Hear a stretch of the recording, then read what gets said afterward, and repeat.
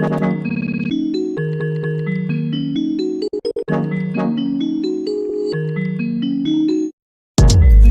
shit up, shakin' shit up, shakin' shit up. Ooh, we shakin' shit up, shakin' shit up, shakin' shit up, shakin' shit up. Ooh, we shakin' shit up.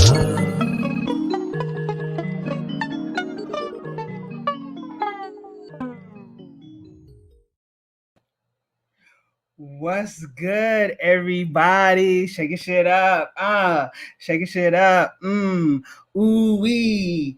Shaking shit up. What's poppin'? Welcome to the show. I am Sharon Nyree Williams, one of your hosts for tonight. Our other host for tonight, Michael B. Maine, will be on a little bit later. But yo, tonight is gonna be so dope. Yo, we have some fly artists with us tonight. I'm just so ready and so pumped and excited about it. But if you've never watched Shakin' Shit Up before, let me tell you what you prepare for, right? Let me see. How can I explain it? Dope shit. You get ready for some dope shit. So basically what happens in Shakin' Shit Up, it's like we go back and forth. One artist presents, we have a conversation of how that make us feel. Then the other artist presents, and then we have a conversation of how that make us feel. And we do that after every piece until we're out of pieces. And I've asked each artist to prepare 3 pieces for tonight. And I am so excited. It's gonna be a wonderful conversation. And you, the audience, if you have anything to say, please drop it in the chat and we'll respond to it. You can say, "Hey, how you doing? I'm coming to you live from Atlanta," or you can say, "Yo, that was so dope. It made me feel this kind of way." You can even ask questions. We're here for that. So thank you so much for being here with us today. This is our 5th episode this season. And oh my goodness, I can't wait. I'll tell you later about the upcoming shows as well. I'm saying we're doing the daggone thing out here. So Shaking Shit Up is the dope conversation that you want to have after you see dope shit. No doubt. And my mama and daddy gonna get me for saying shit so many times on this show tonight because they can't even say the title. And actually, when they do say the title, I just start giggling because they so cute. They be like, "Shake your shit up." But anyway, y'all don't want to just hear me talk. Let's get it popping. I am going to introduce to you. And typically I try to keep it short, but tonight, yo, I'm giving it all to you. So let's start with the person who created that dope ass theme song. Shaking shit up. Shaking shit up. Ooh wee. Shaking shit up. No doubt. Yo, this cat is Stefan Dorsey, also known as GoodSteph, is a homegrown artist based in Detroit, Michigan. Stefan is a former student of the University of Michigan's Performing Arts Technology and Voice program and a current music production student at Full Sail University. His work spans across many different mediums, most notably in music and sound design. His debut music project, Melanin, landed him a spot in City Art's Best New Artist 2017 issue, and on the first Upstream Music Festival stage here in Seattle. In addition to his performance efforts, he has sound design and theater's Emerging Artist Program. I Know Why the Cage Bird Sings, Book It Rep. That's where I met Stefan. Milk Like Sugar, Arts West, Hedgewick and the Angry Inch, and Lady Day at Emerson Bar and Grill, Arts West as well. In addition to music, he has done work in nonprofit arts doing event curation and visual communications. His unique artistry encourages growth and empowerment for the Black community first and hopes to one day create a more healthy human dwelling place for all. Now, so I asked Stefan before we bring him out, I asked him, "Yo, how do you describe your work?" And he said, "My work entails creating music, sound design, and lyricism. I'm inspired by Blackness, humanness, and soul music and sound. I think soul music is the one genre of style that can be present in any soundscape. It's usually hard for me to describe my work to people because it just is. My sound is still developing. I'm still a fairly new creator. I think with every piece that I create, I'm always in conversation with myself and the work about what it actually wants to become. And when it gets to a place where I'm at peace, wherever that place is, I let it be. I'm bringing to the stage right now my guy, Stefan GoodSteph Dorsey. Pew, pew, pew, pew. What's up, man? Hello. Hi. How's it going out there in Detroit? It's hot. It's hot. I'm like over here sweating, but I can't have the fans up too high. But it's good though. It's really good. The That's what's city, up. the city is trying to come back to life before everything shuts back down. So Yeah. yeah. So, good stuff. I've known you for a little while now, and we worked on some amazing projects together. But what are 3 things that you want people to know about you? 3 things. I am passionate, really passionate about growth. I love to laugh, and I love to cook in any context. Cooking at the stove or cooking over here at this desk. Nice. Yeah. Yep. So that's 3 things. Yeah. What's the last dope meal you made? Last night I made black-eyed pea and kale soup. Incredible. With rice. And yep, it's just a standalone good dish. My mom raised us up on black-eyed peas heavy. So that was the last thing I made. I love Black-eyed heavy. Where your mama from? She from Detroit. Okay. But my grandma and her dad. Well, her dad was from Arkansas, and my grandma was from Alabama. Okay. There it is. It always links back to the South somehow. Always. Yep, I love it. Always. Well, I am so happy that you are here today. Yo, yes. People love our theme song. So thank you. It was so exciting to hear that. Like, wow. Like, we did that. We did. Yeah, we did that. No diggity, no doubt. Well, I got to bring to the stage Mr. Benjamin Hunter, who I am so excited to have on this show. And I'm going to tell you a little bit about Ben. He says cross-pollinating multiple artistic disciplines for more than a decade. The Seattle-based Polymath is an award-winning multi-instrumentalist, composer, community activist, social entrepreneur, and educator. What I can do the daggone thing. That's what that just said to me. Benjamin's work explores the intersections of music and art, community, policy, and culture. In 2016, his America Roots duo with Joe Seamons took first place in an international blues competition. In 2018, Benjamin composed the music for the critically acclaimed production Black Bois, which was fire. Friend of the program, Danny Tyrell. With his primary instrument, the violin, he is a comfortable playing classical as he is blues and jazz. City Arts Magazine wrote, the music he plays not only spans an array of genres, but a huge swath of history.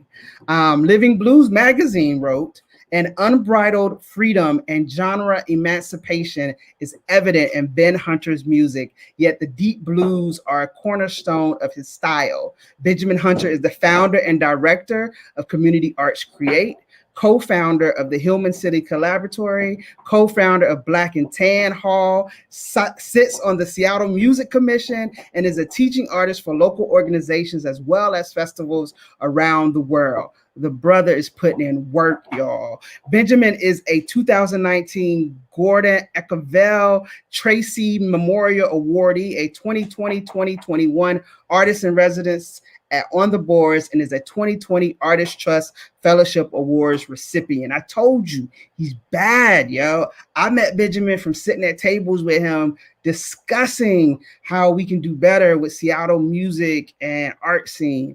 And so when I asked Benjamin, like, how do you describe your work? He said this in his smooth voice. I know, I mean, I got it on paper, but you'll see what I'm saying when you get to meet him. I'm exploring the music that has been part of my travels, the places I've lived, the people I've met, and my own family lineage.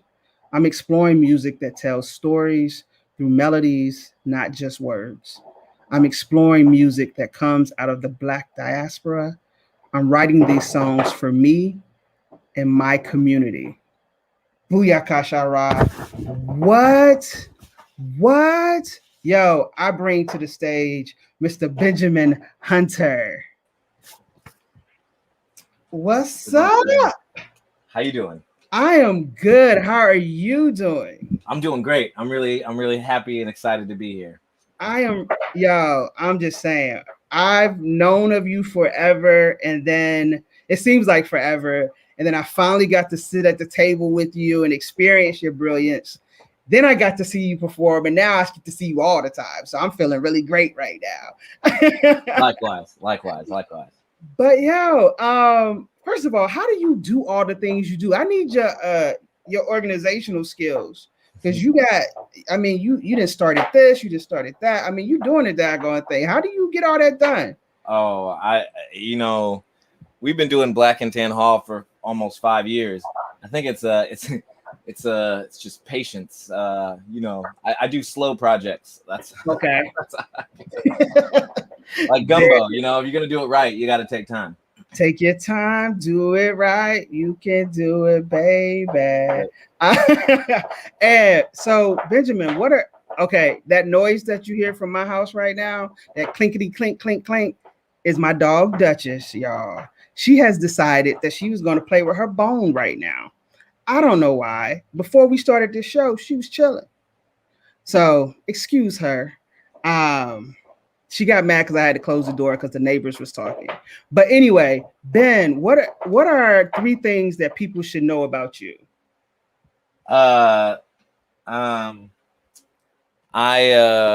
Three things. I love, GoodSteph was like, he's like to cook, and I like to cook too, but I really like to eat. I really like to eat. It's one of my favorite things. I love food. I think just like music, food is like a way to experience a place. And so I love to try everything. And I love to eat. I love to travel. And I love my friends and my family. I love to eat, I love to travel, and I like to do it with my friends and my family. There it is. I love it. Yo, Patrick Harris said, let's get it. That's welcome, right. Patrick. Glad to have you with us today. Spirit Dorsey says, yes. There it is. Thank you, Spirit. Glad you're here with us today. And Sandra Brawley said, yeah, shaking shit up. Shaking shit up. Ooh-wee. Shaking shit up. I just want to let you know, GoodSteph, that we typically play that twice at the beginning of the show and twice at the end, because Michael always get caught up. He's like, okay, one more time.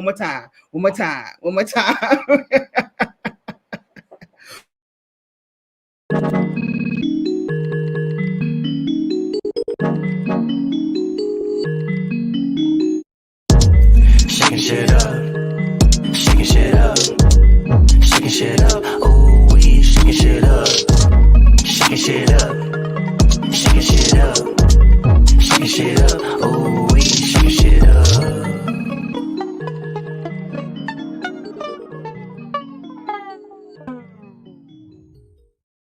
It's fire. And before we get started, and Ben is going to kick us off, but I want to introduce everybody to Mr. Michael B. Maine.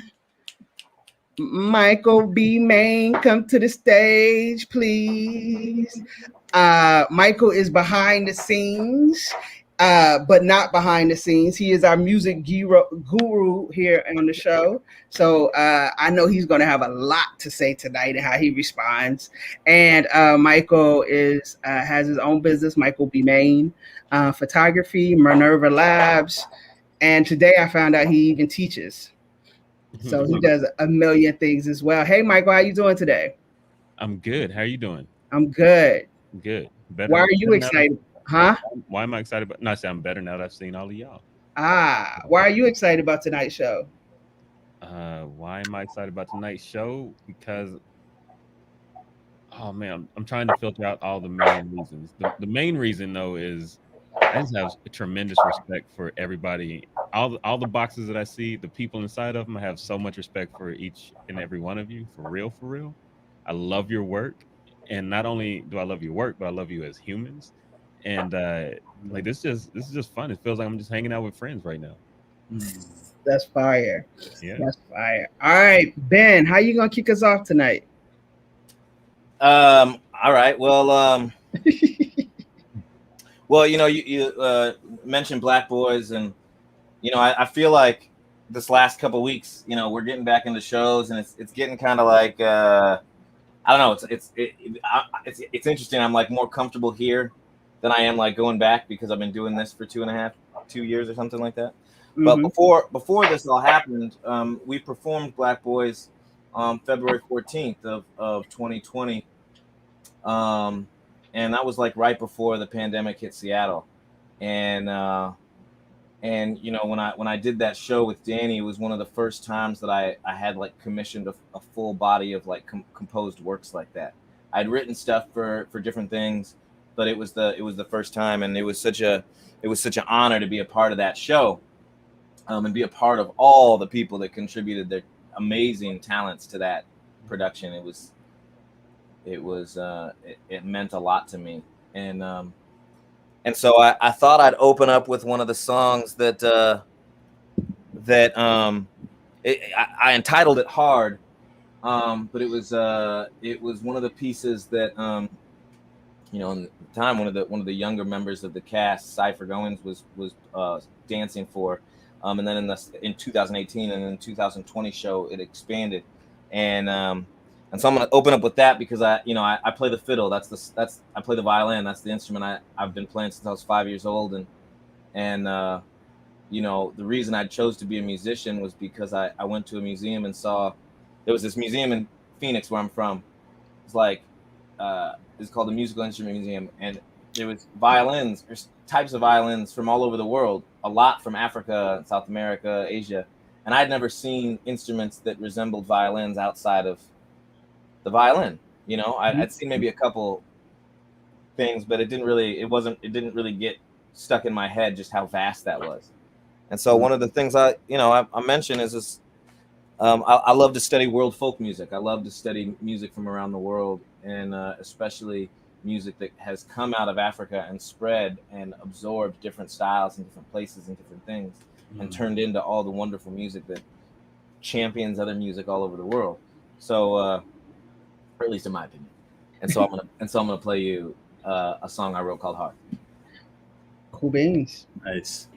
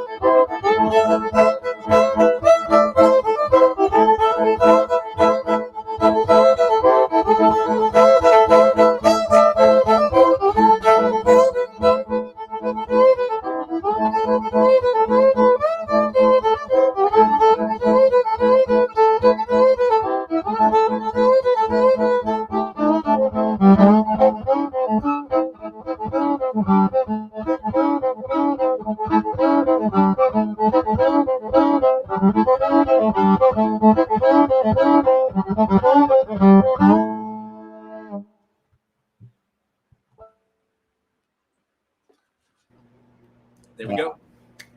Wow. Wow. First of all, well, every time I see you play, I get mad that I stopped taking violin lessons after the 6th grade. Because I could be you right now. But good stuff. What did that pull out of you? Oh, I just had to take a breath because wow, that was just, it was so, it just reminded me of the South very, very deeply. I just kept seeing images of like weeping willows and just trees. There's this book that I'm reading just above my head by James Baldwin. And he talks about, or he used the phrase in the book, conspiratorial trees, as if like trees were a part of a conspiracy to like kill Black people.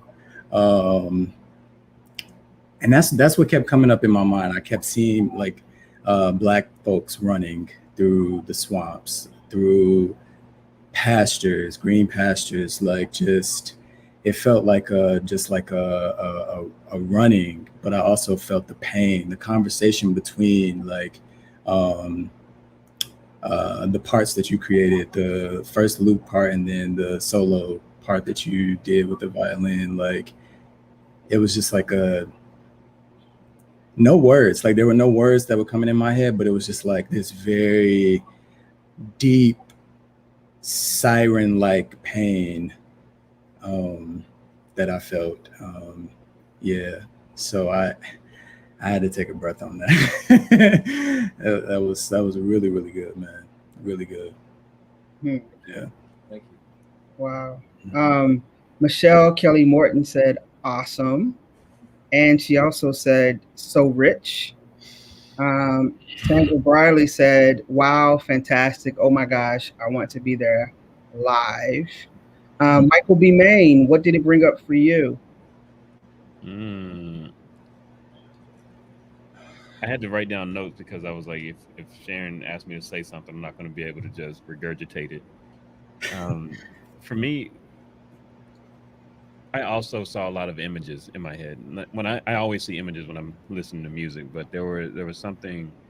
That's one of the things I think is magical about music for me, anyways. Like as I see sounds, and I was also seeing and I'm from the South, so I kept seeing Southern images over and over, and both, and I like that the title is called Hard because I see a lot of pain and a lot of oppression and struggle, and then I also see in my mind I also see a lot of liberation and celebration at the same time, and historical images as well as contemporary ones, And thinking back on watching Cypher Goings dance to that piece, and Cypher Goings is a very strong dancer and movement artist, and there was something just magical about the combination of seeing that movement along with the music, and besides all of that, it just brings up possibilities, and that's one of the things that I appreciate about Benjamin Hunter is that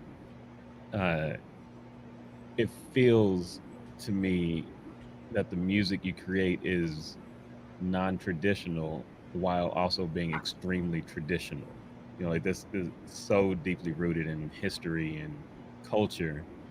However, the way you do it and how you bring things together are like something I've never heard before. So it's old and new at the exact same time, and it's really special. So I'll stop talking because I think otherwise I'll just ramble and just kind of just start gushing for no reason.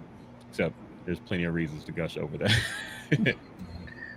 Yeah, I think I don't have much to add because I think Michael and GoodSteph really did cover it really well, and the emotional journey, and and I just and I could just see I just felt like getting up and rejoicing um, when while that was playing. Like I felt the energy move me from this calm space to this space of just wanting to be like, yes, we are here.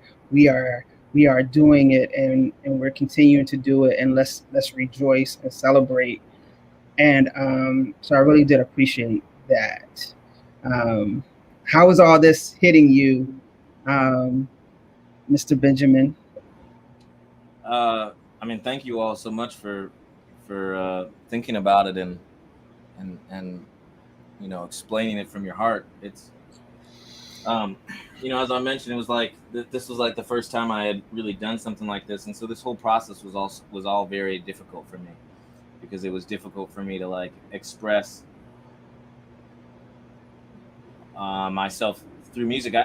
You know, I've spent a lot of time learning old music. You know, I've spent a lot of time studying, you know, um, blues, jug band, jazz, old time, country, uh, you know, a lot of the old forms of folk music in this country that are both black and white. But you know, often we get the wrongs. We never get the full story about stuff, and so often it's been, you know, part of why, you know, in the years before I'd tell stories about the songs that I would do is because I needed people to understand a little bit more the ways that history tries to hide itself, or that history is forced to hide itself by the powers that be. And you know, like, and so when I wrote this song, it was about how hard things were, but it was also like, I don't know, black people have created the best music in the world. Say that. I mean, that's You true. know what I mean? Like it's hard not to just say that without a straight face, because it's like it's such a blanket statement, but it's like also like blues, you know, you mentioned soul, you know, like when you really listen to like even South American music, stuff that comes out of the Caribbean or Latin America, you know, you listen to these rhythms and then you go back to, you know, Mali or Senegal and you listen to the rhythms up there and it's like, oh my gosh, these rhythms are just extensions off of things that I thought were exclusively Latin American at one time. Yeah. You know what I'm saying? Like I thought, you know, I thought some of these like you know, very classic like Latin beats, you know, like the clave came out of, you know, South America, when in fact they actually come out of older stuff that comes out of West Africa, that comes out of, you know, influences of the Ottoman Empire and all these different things. And so for me, this was a song of like, and Cypher was, God, it was like magical to watch this guy dance, the show that we premiered in 2018. Because it was like all this stuff that you have hiding in your body that you need to like let out and you don't know how to let it out. And then like when you do, it feels so good. And like, that's hard, but it's also like Michael said, the most liberating thing in the world. And to do it on the instrument that I grew up playing classical music on, because I didn't know, you know, you don't know, you're not given all the ways that this instrument has passed through so many different cultures and hands. And it was, you know, yeah, so that's part of where I was coming from with that song. Thank you. Whew. Yeah. Appreciate you for real. Thank you for taking that journey to create that. Because the best part is for me is hearing, this wasn't easy for me to create. This wasn't easy for me to just take on this project. It took digging deep and figuring out how to tell the story or the story that you want, and still questioning like, is that connecting to not only what I wanted to write, but what the director Danny was asking for Yeah. the show. Yeah. Well, and that's the most beautiful thing about it, right? Is that I didn't have to do it alone. I had Danny and everybody in the cast like contributing. I mean, I went to the rehearsals and I just sat there and I watched people dance and move, and that's how the music got written. It was just like, it was a back and forth. It wasn't me just sitting in a room by myself making music and then them dancing to it. It was like me watching them and them reacting to me, and it was back and forth. And it was really a really special way to do it. Like, to do it as a team, to do it as a group is important. And for those who aren't from Seattle that might not know about Black Boys, can you tell the audience a little bit about what Black Boys is?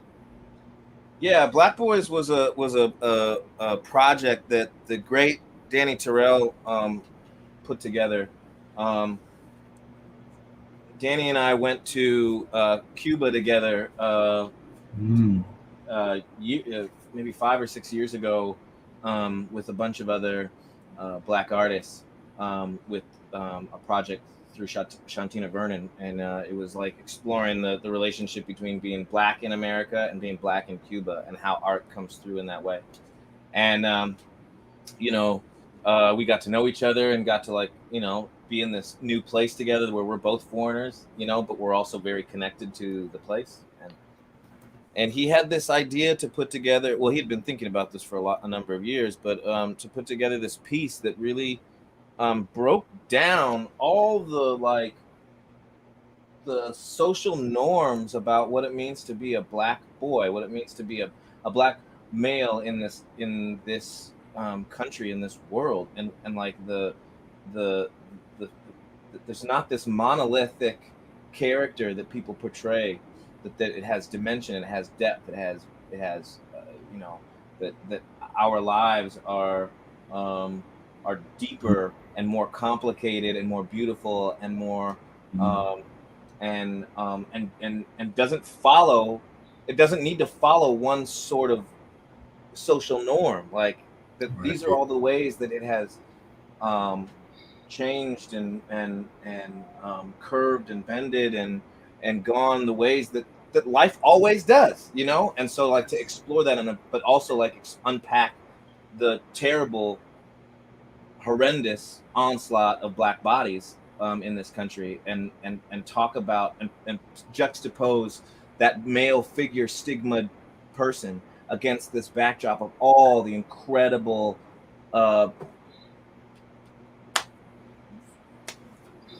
varieties of Black boy that there are, and it was just a really it was a love letter. It was a love letter. He just, Danny describes it as a love letter to ourselves. Yeah, it was amazing. We also put an article from the Seattle Times in the chat for anybody that wants to check it out. But thank you very much, Benjamin. We'll be back with you in a second. Let's go, Stefan. What do you have for us?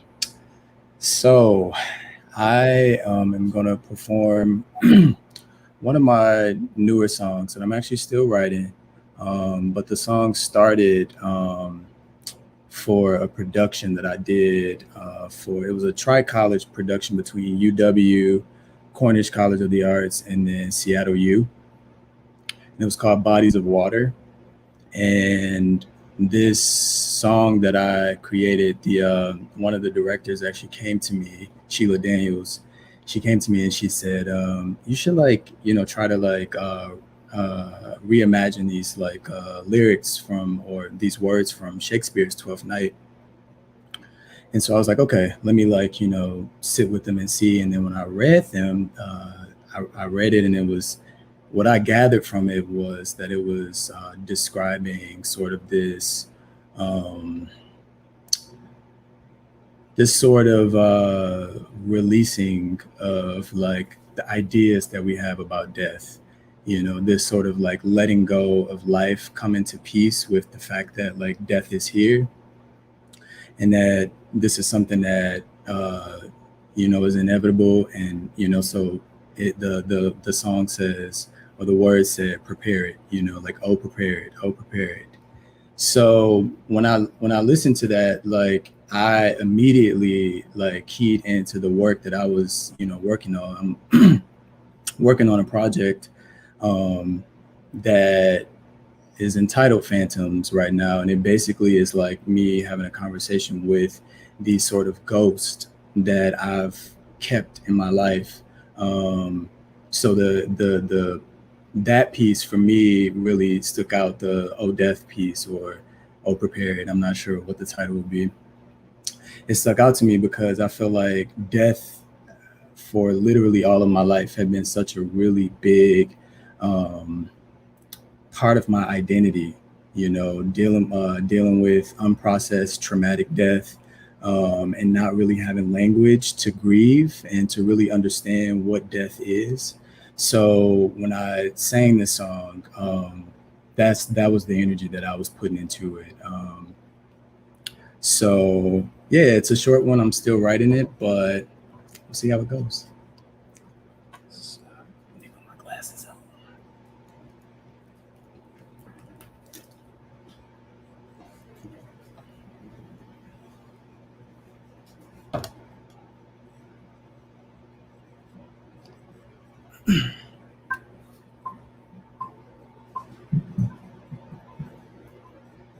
Come away, breath,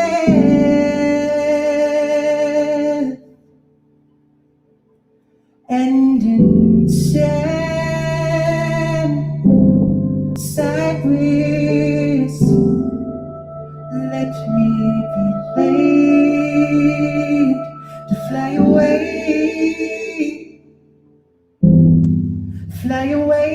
breath.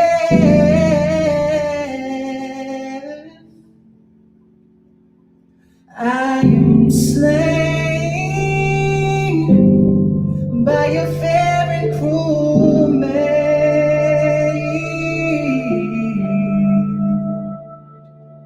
My shroud of white stuck all with you.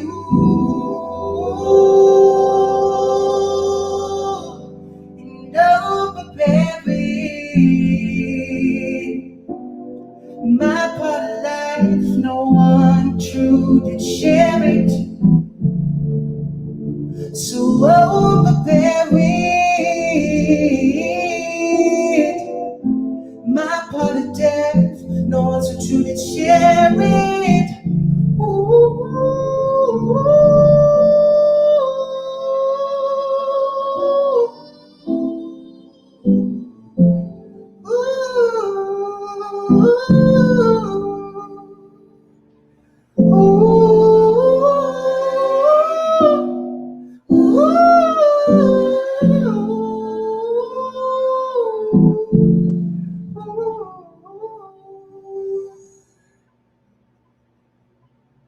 Thank you.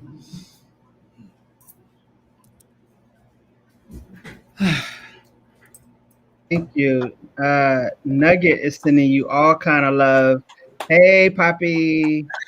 I don't know who Nugget is. I think that's my sister. But thank you for sharing that with us. Ben, what comes up for you? To me, I really appreciate space, and I've actually, I've been actually listening to you last few weeks now that after the thing got announced, and I was like, oh, let me check out good stuff. So I've been listening to you a lot, just trying to get into your sound, and I really like your space. I really like the song. I mean, I think death is like an ancient topic. I feel like in like books like Moby Dick or something, there's like a whole chapter just to like the concept of death. You know, it's like death is like a, and especially now, you know, you think about all the people that have died from COVID, but also like family members that have died, and then you can't even like go see them or be with them or be with your family, and like all that space that is left. Yeah. And I think about, I don't know, I just, all of us right now, you know, I'm trying to think of, you know, other stuff to play. I mean, I always make ideas and then I go against them, but like one of the things that's been, it's interesting that you brought this up, because one of the things that's been on my mind so much is just like how angry this makes me, you know, like how angry it makes me that I can't, you know, we pause our grief, and then we have to pause it some more, and then we're constantly pausing this grief and this and what death can be, because it can also be a celebration, right? It can also be something, a tribute and a thing where you get to remember and you know, nostalgize, or whatever the conjugation of that word is. But like, and so when I was listening to this music, these like heavy, maybe piano chords or organ chords or synth chords, and then this falsetto voice, the kind of this like lone falsetto voice over the top of this, just like really spoke out to me. Just how much space is such a valuable part of music, just generally, but like what it does to conjure some of these feelings that I've been having, you know, where I've been okay with that space because I haven't had it in 10 years. You know, I've been really busy for 10 years, and then I had all these things happen where I got this space, but it wasn't the way I wanted it. And it was shrouded with all this other stuff, all this other type of death. And that's what it brought up for me. Thank you. Michael B. Maine.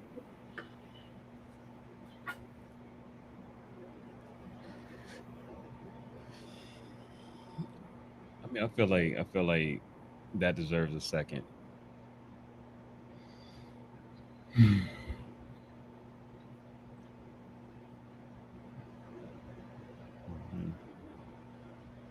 curious, Sharon, what are you thinking? Because I feel like you always speak last and then be like, yeah, I mean, what everybody else said.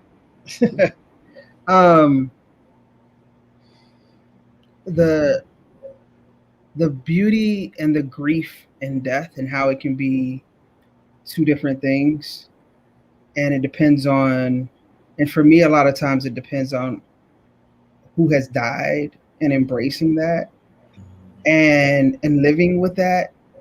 And so it made me think of my relationship with death and the people that died, and how our family tends not to talk about, and it's starting to shift a little bit, where our family wouldn't talk about the people that had died. And it's like you wouldn't even see that many pictures, or it would only come up briefly, and then they would skirt away from having a conversation.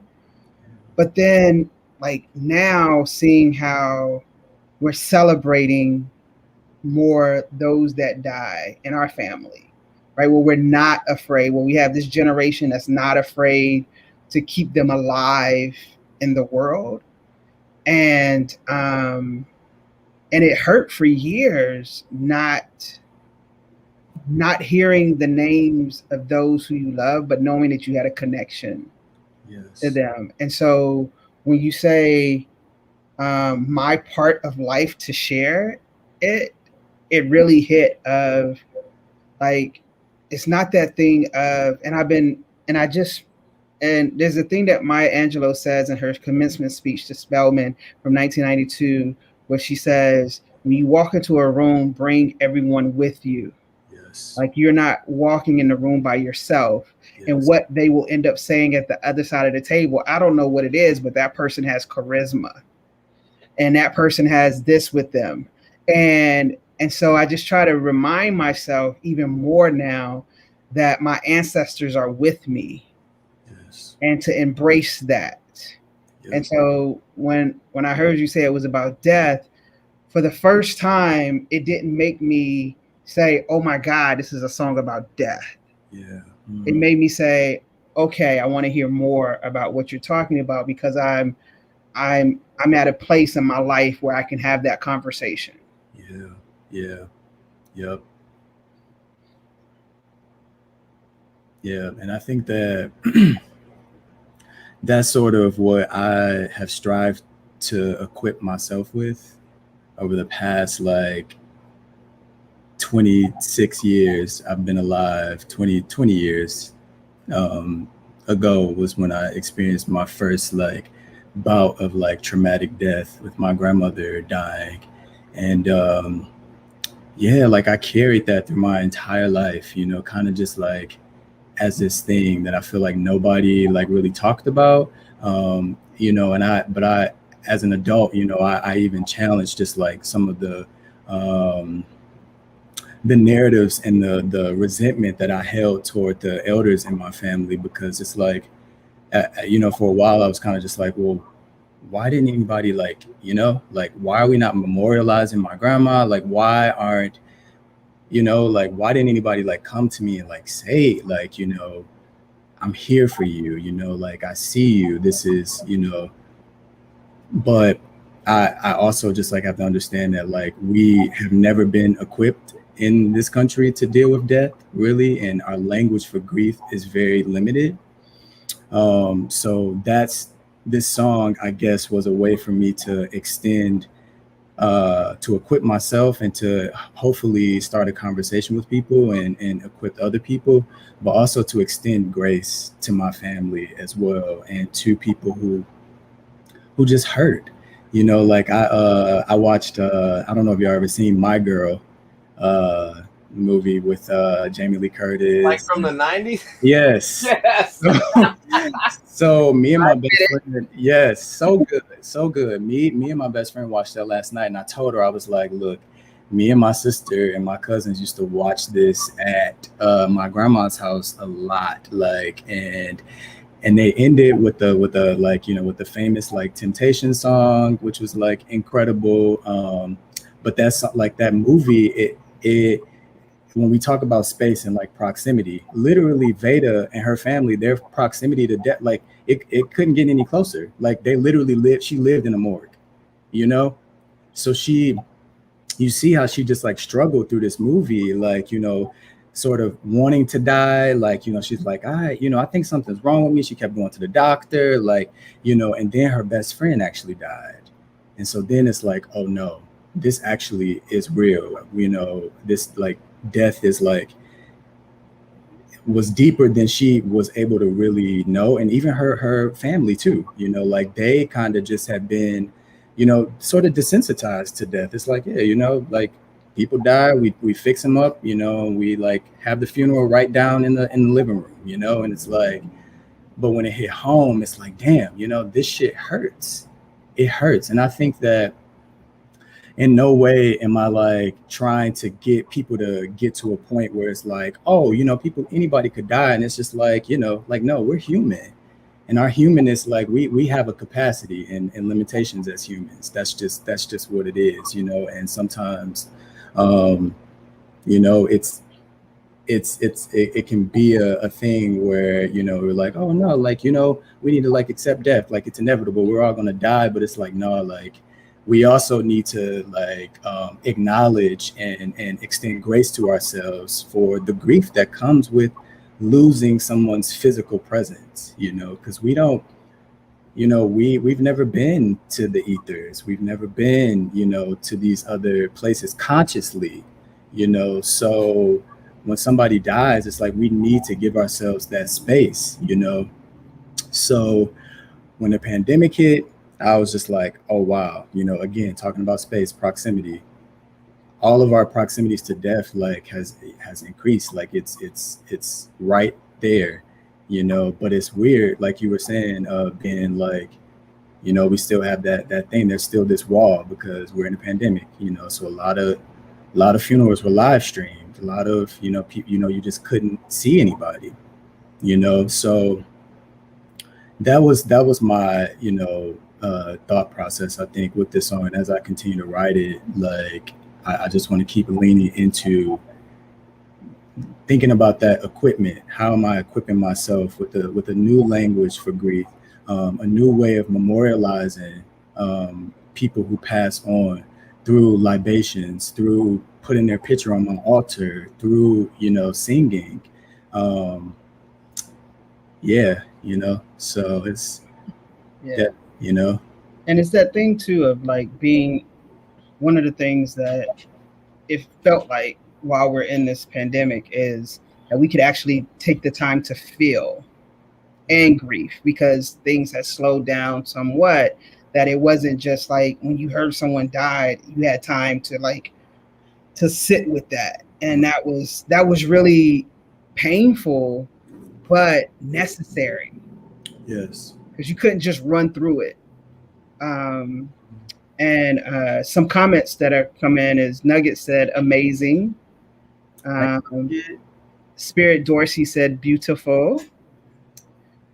Sandra Bradley said thank you, amazing. Thank you. Patrick Harris said exclamation, exclamation, exclamation. Thanks, boo. Michelle is clapping it up, and Nuggets is just agreeing with what we're talking about. Thank you, Nuggets. Yes, shout out to my family. I love y'all. That's what's up. Michael?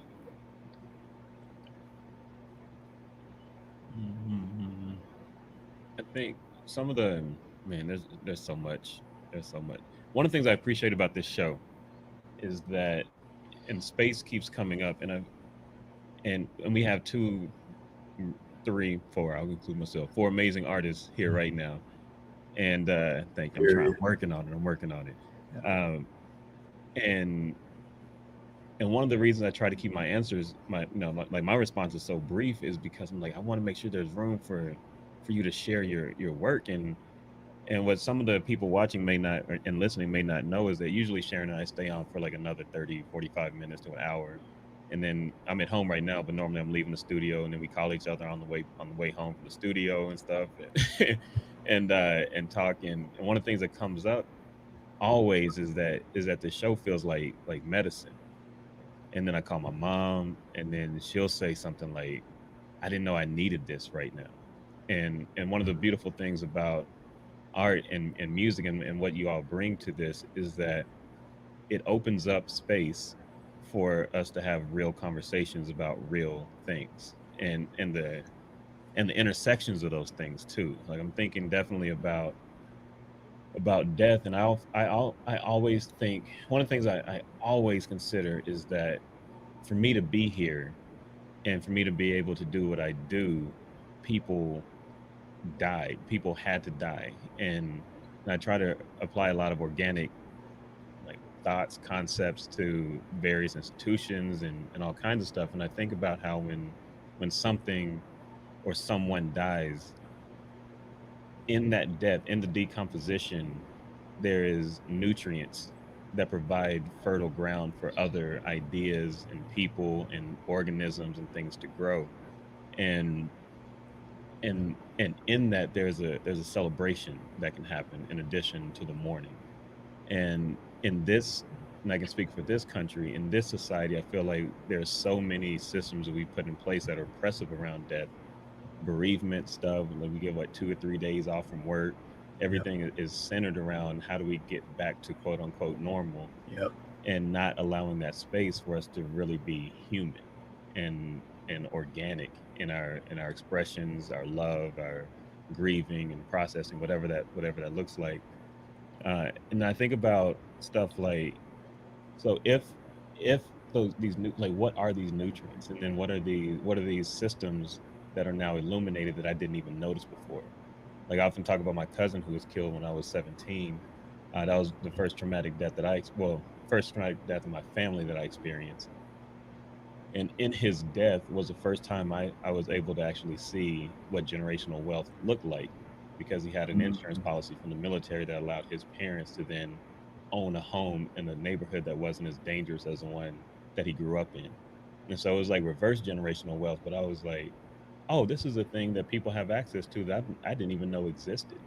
How do we have these conversations in our community so that we're not left out of this thing that that so many other people and cultures and races and ethnicities and everybody have access to that I didn't even know existed, and things like that. So that these conversations come out of the music and the art that you're producing. I just think it's a very beautiful thing, and I appreciate you letting me take up the space to say that. Mm, Yeah. thank you. Also, your vocals sounded amazing. I love I Thank you. love seeing you embody the music. Like the music didn't just come from here or the lungs or the diaphragm. Like it Mm, was all in, like you, everything about the music was exuded in and through your body, and mm. it was beautiful to Thank see. you, man. Thank you. I want to say too, like this is one of the first songs that I like composed through and through.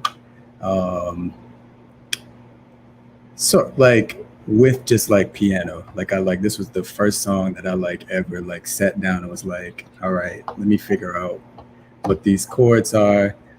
So that makes me feel good because that like I really really felt those chords and like um, yeah, I'm grateful. I'm grateful that like yeah, you can feel that. So thank you. Thank you. Mhm. Thank you. Ben, what you got for us next? Well, I feel like I feel like I got to change course Okay. with what we're talking about, and this is a song I wrote right before the election, actually, and I wrote this song. I had this residency downtown through Shunpike, and I was in this little space downtown. It was like under a giant office building downtown, and had all these windows, and I was like looking down on downtown, and I'd go for these walks. Maybe like I think like this was like the week leading up to the election, and I'd take these breaks, and I'd go off on walks, and I just walk through downtown. And, I was writing. I've been writing this music for this friend's film, which deals with like immigration and foreign policy and so these ideas are going around my head about like what does it mean to be called a foreigner? What does it mean to be called an alien? Um, what is the root definition of that? Is it that somebody else is coming into another society and going against the social norms, or is it and if that's the case, then does a foreigner need to be physical? Does it need to be like somebody coming from another country, or does it mean somebody going against the flow of society? And I was thinking about I listened to a sermon by Reverend Barber, who's down in North Carolina. He does the Moral Mondays, and or maybe this was a lecture, and he was talking about how you know it seems like it's the worst that it is, and that's just because it's the best that I mean, this is paraphrasing, he didn't say this, but because it's the best, it's like the fight is, things are changing, and people are, while we do have, wealth and equality and all these things, like the the social norms are changing enough that people are getting more and more intense about how they are backlashing. Like the South right now, in Texas and Florida and all these places that are putting all these voter restrictions.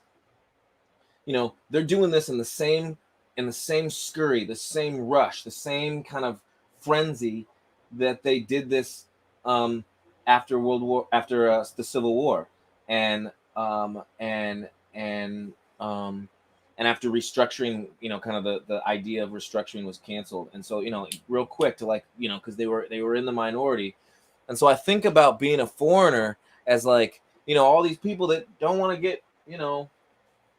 get with the picture, get with the updated America, or like the trend that the United States is going. That and it seems bad, but in a lot of ways we are changing these fundamental things, and that's why it's getting worse and worse and worse.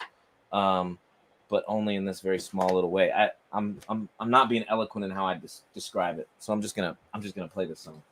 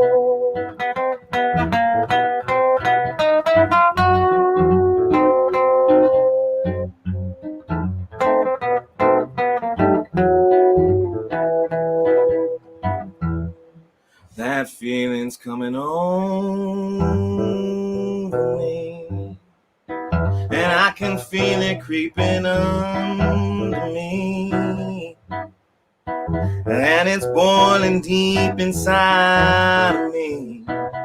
My heart beats faster, breath just runs away from me. I'm somewhere that I don't want to be. Yes, it's really kind of hard to explain this feeling that comes back again. The many ways it forms and it bends, lies and pretends, offends and appends. When will the time come for a change? Oh, please, will you stop with the charade? Are you a foreigner or afraid? Yes,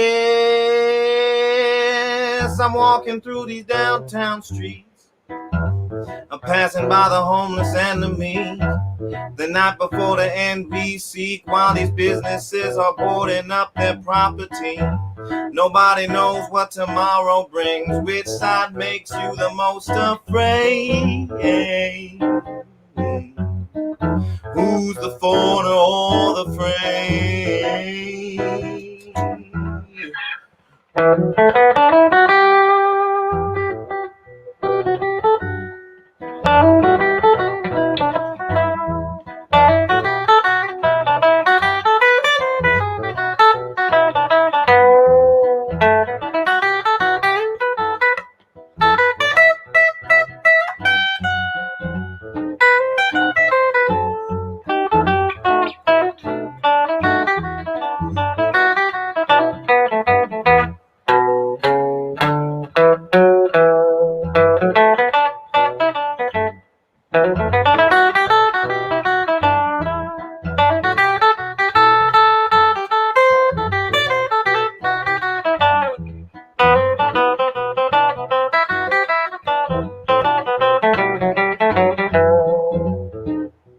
Well,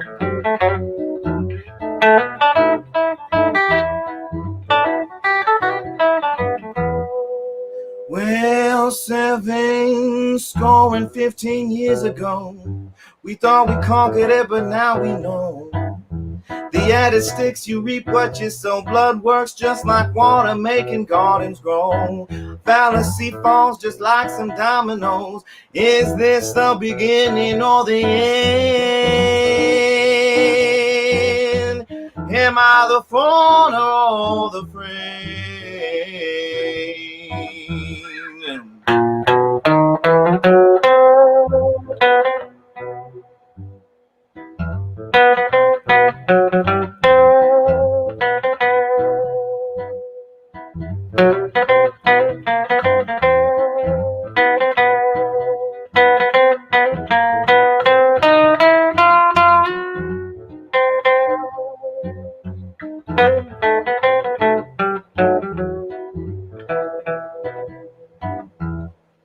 That feeling's coming on for me, and I can feel it creeping underneath, and it's boiling deep inside of me. My heart beats faster, breath just runs away from me. I'm somewhere that I don't want to be.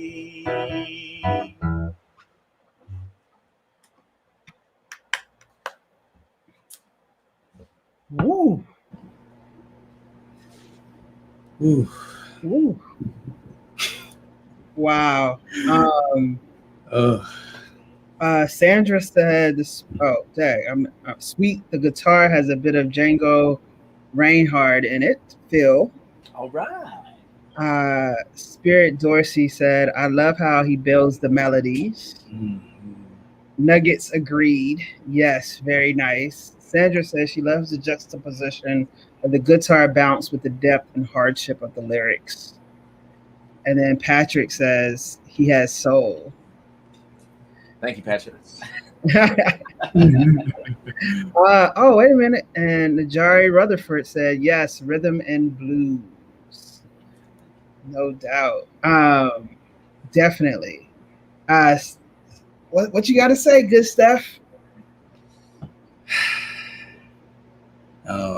Oh, I just want to say hey, and Jerry too. She just came in. The comments, yeah, the soul, the juxtaposition. I love just like the Southern-esque that you just like bring to every song that you've done tonight. Like I keep seeing just like these pictures of the South. With this one, I felt this like sort of acceptance as well, in the sense of like you're just like asking this question, like, and I think that the compositional bed that you made for the lyrics allowed it to sort of be like that, because it did have like a bounce, like, you know, but the lyrics were very much capturing like soul and blues, and very much just like, you know, am I, you know, an alien? Am I a foreigner? You know, like, and yeah, that definitely like is something that I feel like all Black people, we kind of struggle with in this country, you know, where so many things are just kind of showing us to essentially be white, you know, like be white, be right, and be in line, you know, when we have this sort of going back to what you were saying earlier, Ben, just like the nuance of Blackness, you know, like this non-monolithic idea and the spirit that is inside of us, that is breathing, and sort of it negates, honestly, what this country says that we should be, from family structure to the food that we eat to the music that, you know, is mainstream and popular. Like, it's sort of just like, you know, it cherry picks from us, and then everything else is like, nope, that's too much. You know, I don't want to. You made me feel uncomfortable. You made me feel, you know, threatened, or you threatened me, when I was just simply just being myself and doing my own shit, and so I really relate to that idea of like, who the fuck am I in this country? Like I know who I am, and who I'm like striving to be. But this country, like it's a constant like push and pull.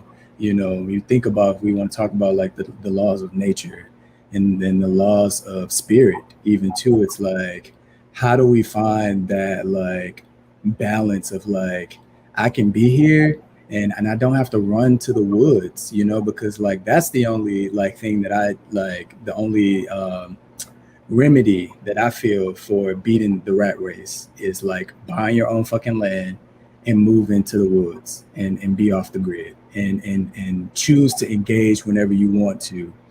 But living in these cities, I really felt that living in Seattle. It's like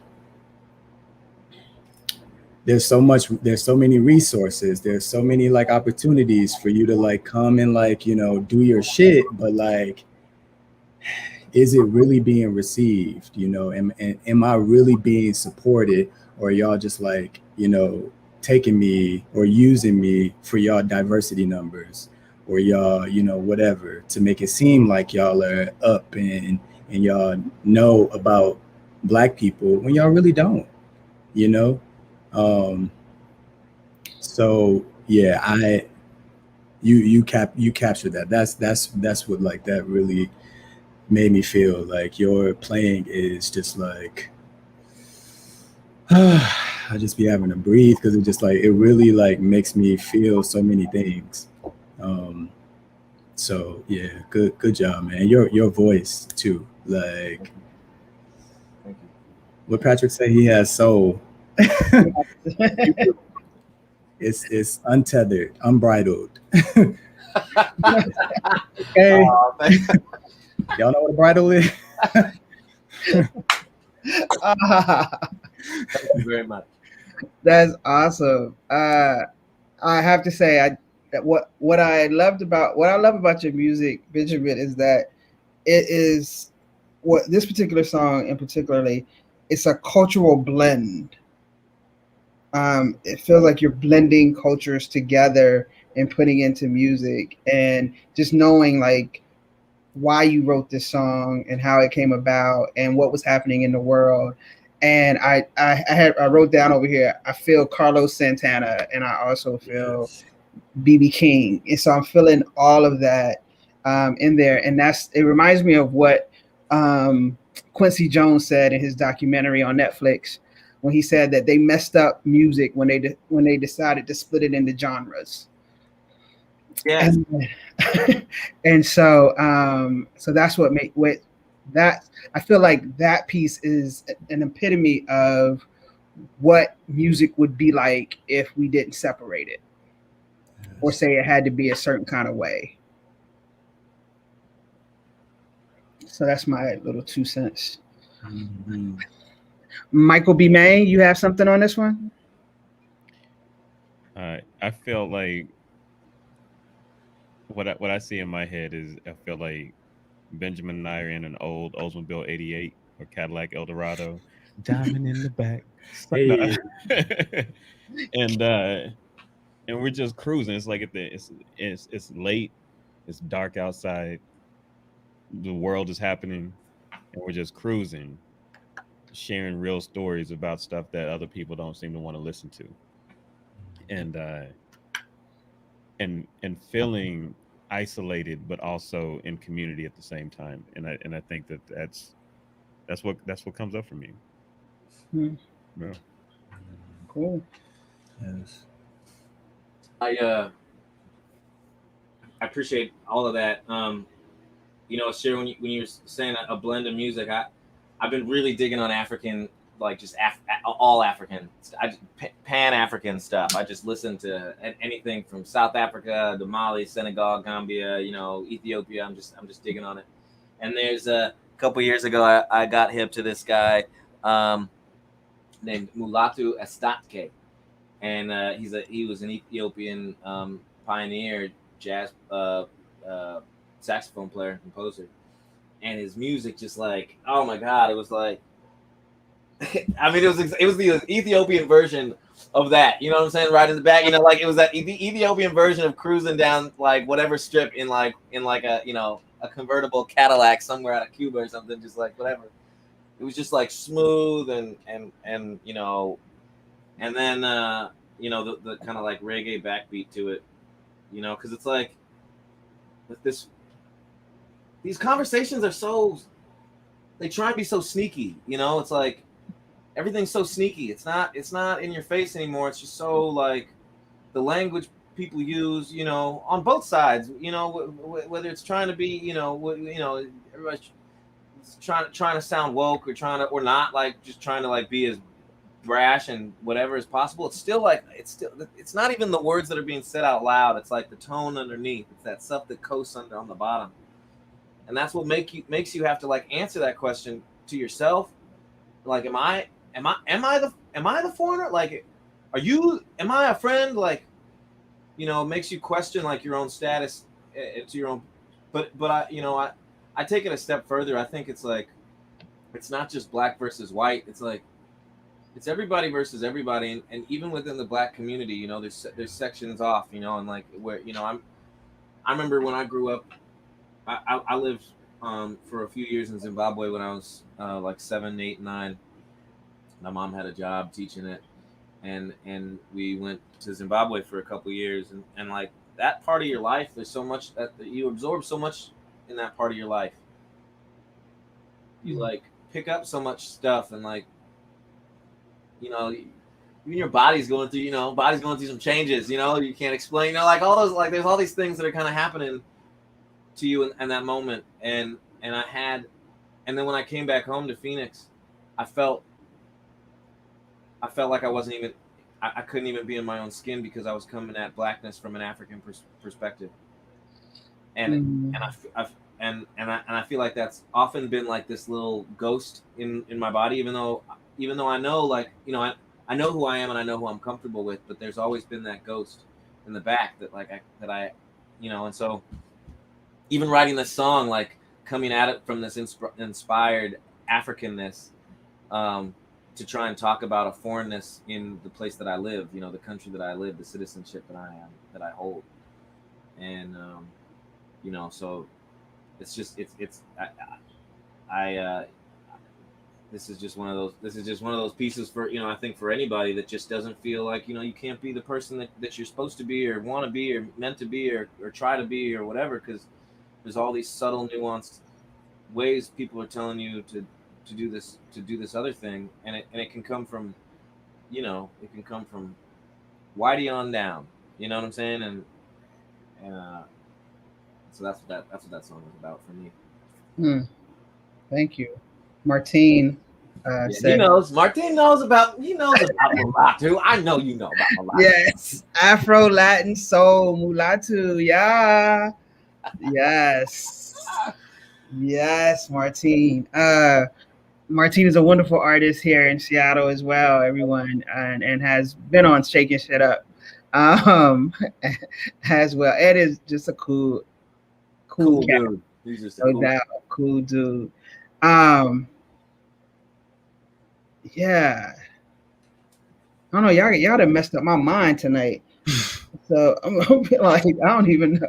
Like, okay, Stefan, good stuff. What you got for us? All right.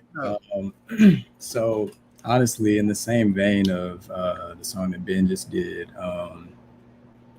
this song is about my city. It's about blackness. This I think was like the funnest. It's weird because it was the funnest song that I like ever, or the most funnest.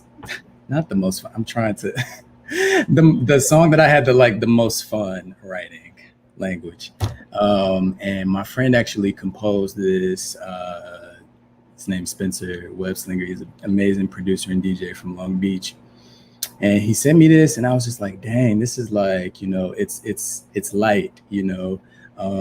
It was definitely like a bop or whatever.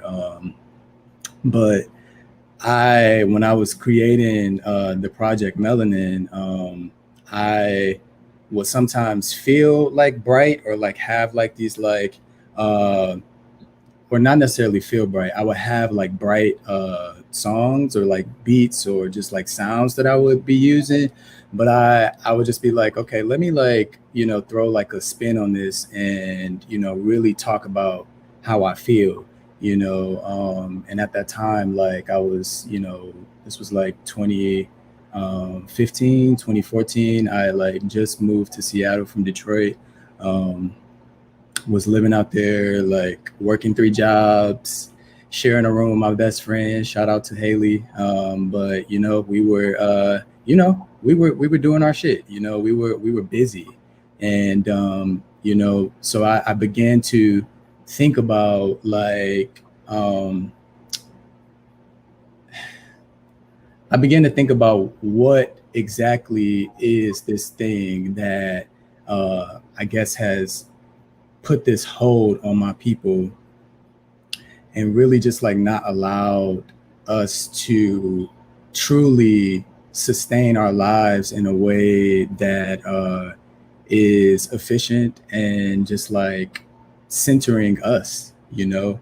And so I wrote this song, Forbidden Trees, and it basically like it goes back to like sort of the beginning of time, or as the Bible puts it, with Adam and Eve. So I talk about this, the tree, in the sense of being forbidden, and maybe saying like, okay, maybe it was because Eve ate the apple, you know, maybe that, you know, maybe that's the reason why.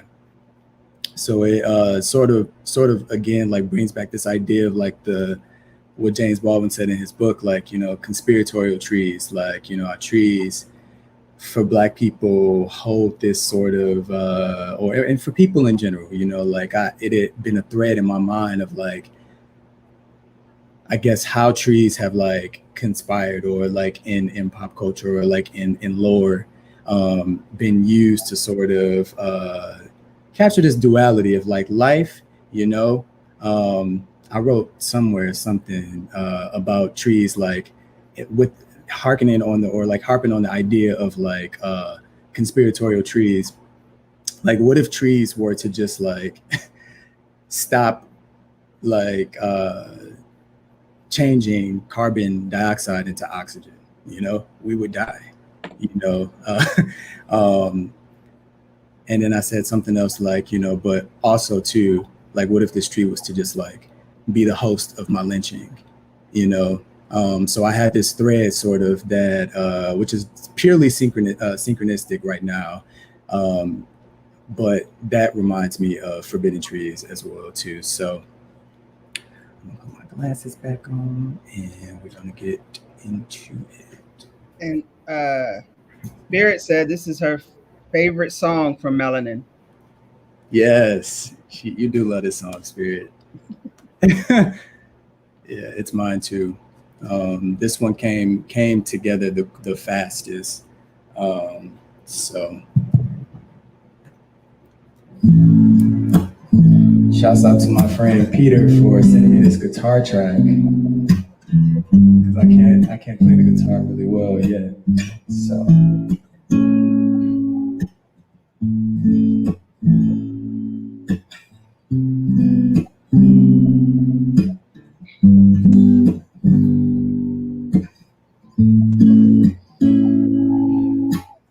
Peace to those who love without boundaries. I'm trying to figure it out.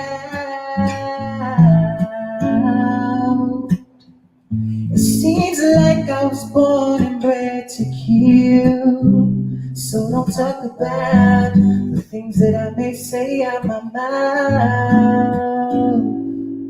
I ain't your average color boy from the city. Know that you can see the sun and moon if you with me. If you choose to let your chakra shine. And nowadays I'm doubting that the goal is within me to keep on working hard like a slave for the filthy. I plead to live amongst the ones in the sun. Reason for treason. We've come this season to be freer than the world could see. The reason to keep them locked in these streets got to be an apple from forbidden tree. The temperature is warm, but the times be so cold. Got my brother on them stones to free his mind, amongst other things. And now my niggas acting like they know, but don't really wanna show all their feelings deep inside, all the colors in their mind. What the fuck is happening? Yeah. Bless the child whose parents went wandering and couldn't make it back for Judgment Day. Now how am I supposed to do right by myself, yeah, when I was never taught the way? You pull up to your school and the kids trying to hunt you. The lesson filled with holes that he got you falling into. The cycle of the missing education of the black boys skipping home. Ooh. You're searching for the moon and the stars in your bedroom. No, extract the gold that's gonna finally give you leg room. Bumping through your destinies, taking back the life that was stolen from you. Stolen from you. Reason for treason. We've come this season to be freer than the world could see. Yeah. The reason to keep them locked in these streets got to be an apple from forbidden tree. Reason for treason. We've come this season to be freer than the world could see. The reason to keep them locked in these streets got to be an apple from forbidden trees. Yeah.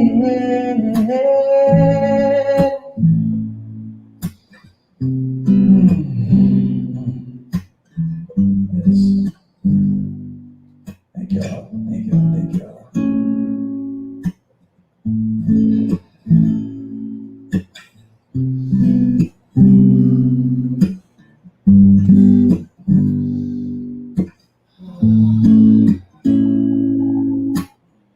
Peace. Thank you.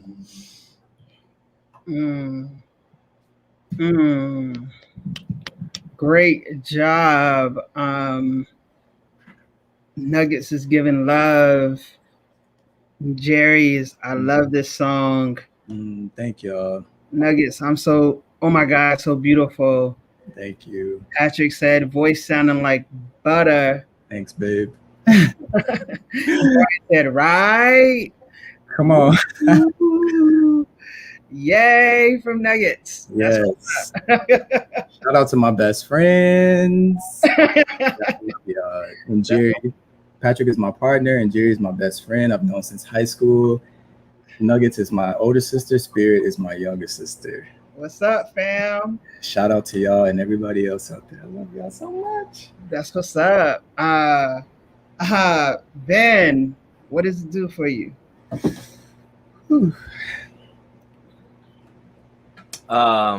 Yeah, well, let's just start off by your voice is just absolutely it's just so gorgeous. And thank you.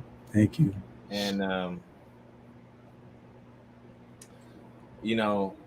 there's all these things that go into like analyzing a song, I guess, or like whatever, like even if you're like just trying to reflect on it, like the chords, I was like, okay, what are those chords? Like what's going on here? And just the progression, and then that beautiful layering up top was absolutely gorgeous.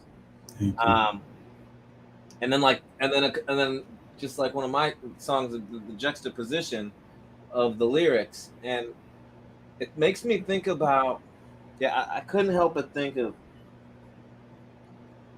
God. And I'm like, I'm not a very religious person. You see, I wasn't raised in the church like that. And and so when I got into studying, especially when I started getting into studying like roots music and African American inspired music in this country and in the Americas, like when I went down to Cuba,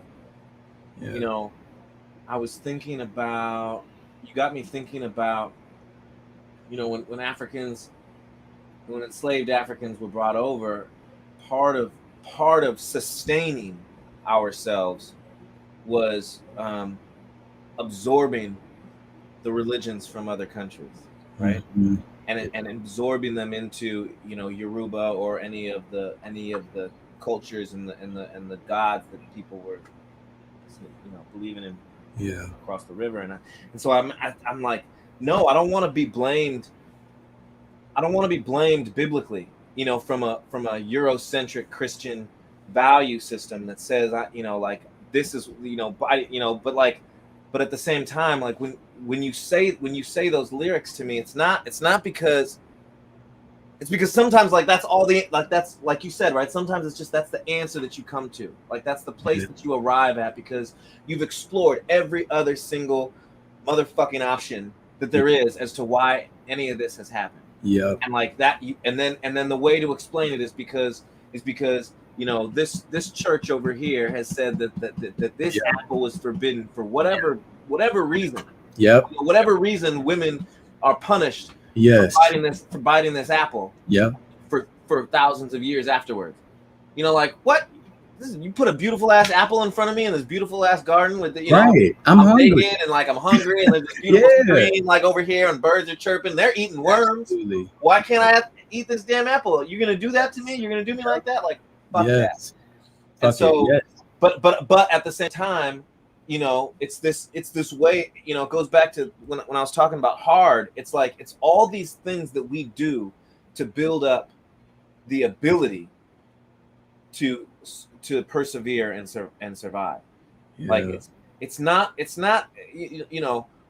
it comes from a place much deeper than that, and we absorb these things and we do these things because that's how we survive, and it's why our culture is so rich. It's why it's so steeped within us that people, when I think about like whiteness is like just the absence of culture because it doesn't come from anything. It's just this made up fucking thing that people ascribe to but it has no history, which is why it's always extracting from other people, right? And I just think the irony of like extracting that, that enslaved Africans extracted that from this Christian patriarchal Western European thing, and yet it's like, you know what I'm saying? Like, and then the juxtaposition of like whiteness always needing to extract something because they don't have it. It's not even for survival. It's just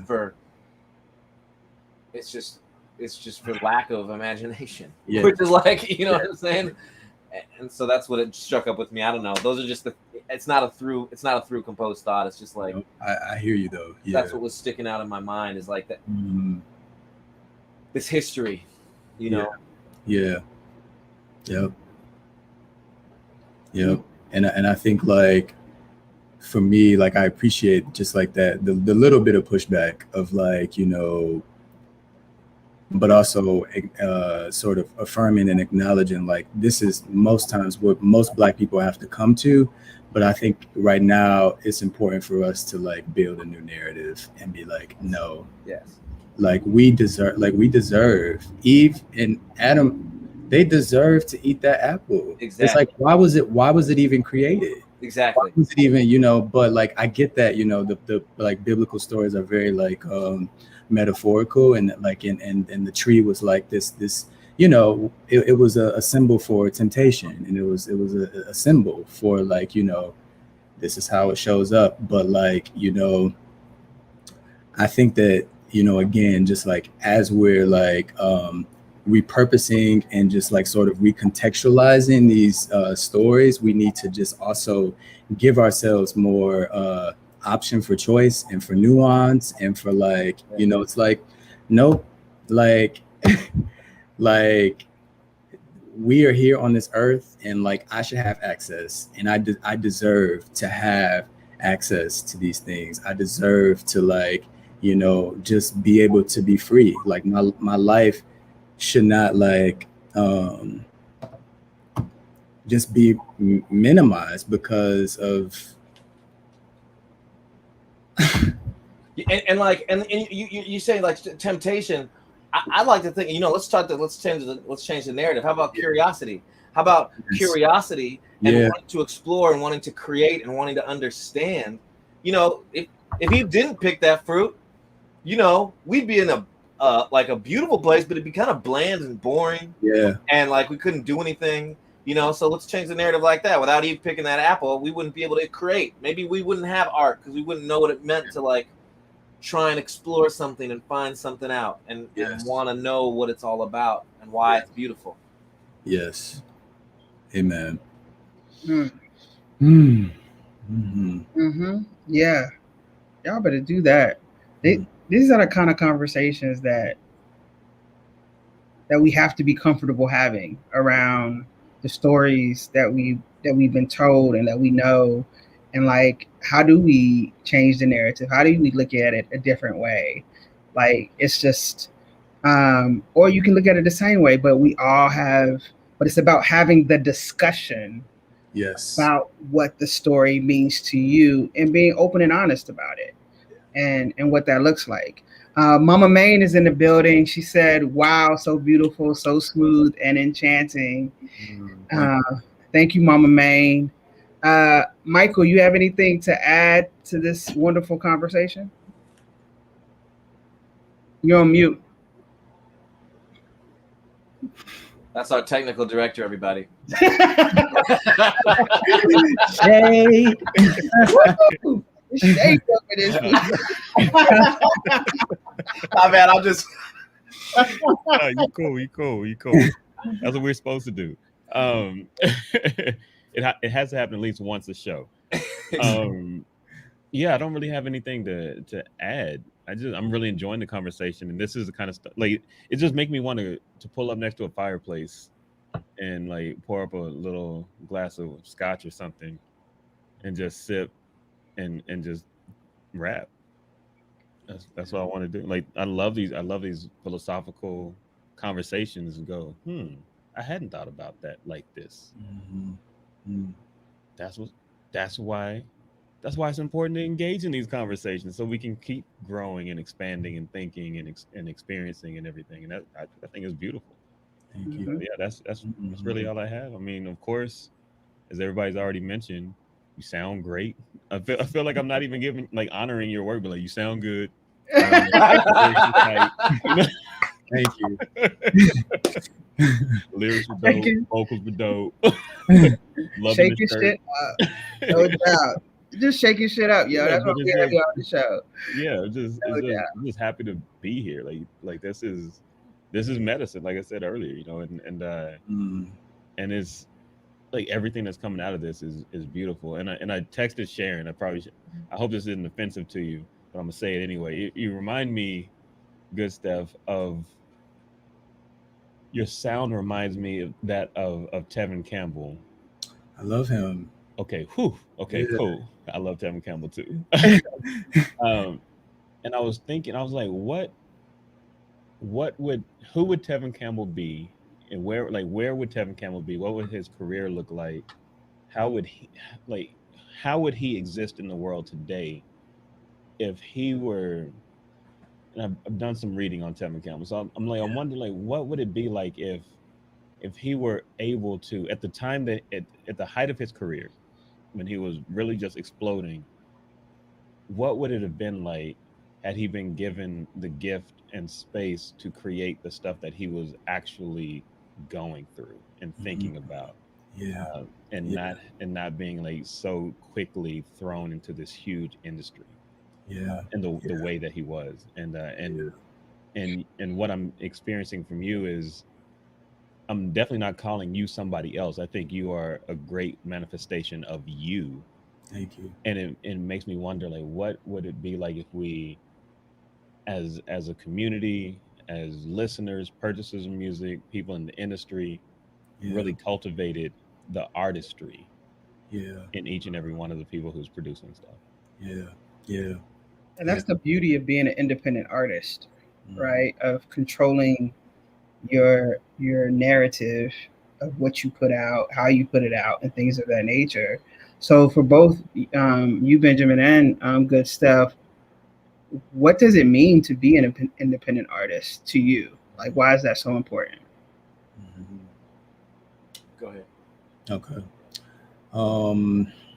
I think for me, it just means like acknowledging the agency that you have. It means um,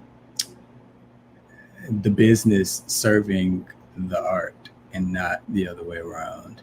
Um, it's like, I think when I was younger, I sort of like going back to what you were saying, Mike, about like if Tevin had that space, like if he like wasn't thrown into, and I remember growing up just like watching the Disney Channel and like watching, all of these like shows and just like wanting to be an actor, wanting to like be on Dance 360 or like, just like wanting to be on American Idol. And like, I'm so grateful that like God gave me the space early on. Like it's only through God, through me like listening and being like, you know what, I'm in college right now and I'm like here at this specific college because my parents and they want me to be here and so many people want me to be here and like to get my degree. But my spirit, it was just saying like, no, like, no, you need to be somewhere else, and I took a one-way flight to Seattle. And like, so I think it started there. Like it really started with me just like listening to God and like getting to a point where it was just like, you have agency. Like art is like not meant to really be controlled. Like, I think that it's beautiful to go to school, like, and that's why I went back, because I'm like, it's a great thing, just like having that knowledge and being able to train and like sharpen your sword.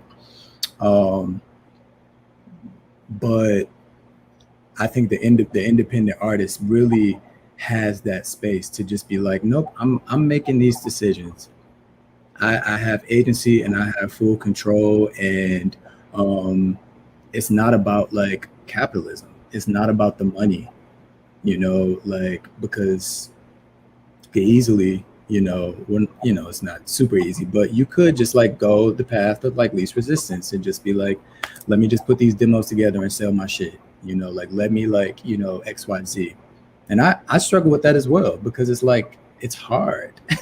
It's hard being independent. Like it's hard doing everything. Like it's hard, like playing so many roles, but at the same time, the reward, being able to say that, you know what, I followed God through this process that I know I probably wouldn't have been able to if I would have sold my shit to some big conglomerate company, where their only interest is the art serving the business. That's literally, it's like they'll try to package it any kind of way. And I think like there's like nuance to the industry, more nuance than there used to be. But essentially it's like, my nigga, if you ain't selling, it's like you got to figure out some kind of way to stay out there and to stay hot. It's like, all right, well, if these records ain't selling, you need to go be a model, you need to go do this, you need to go. And it's just like, I don't fucking feel like it. I don't fucking feel like it. This is where I am, So, yeah, that's what I think of the independent artist. That's what it means to me. It's like being able to meet yourself where you are, and having the world catch up to that. Cool. So, yeah. Benjamin? It's like a preacher. I couldn't have said it any better. Like he ended on like a quotable like quote. Like he ended on a quote. Like that's why. Like how do I even say anything? You know, I for my entire like music career, I've been labeled a folk musician, you know, and I feel like that I hate genres. I hate them.